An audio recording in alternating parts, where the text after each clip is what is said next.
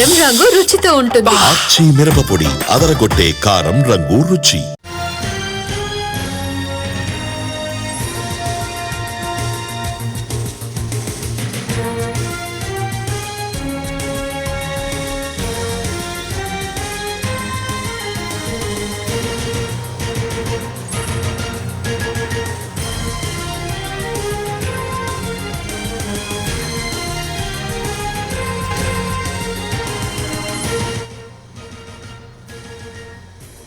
ఉత్తరప్రదేశ్లోని కాన్పూర్లో పర్యటించారు.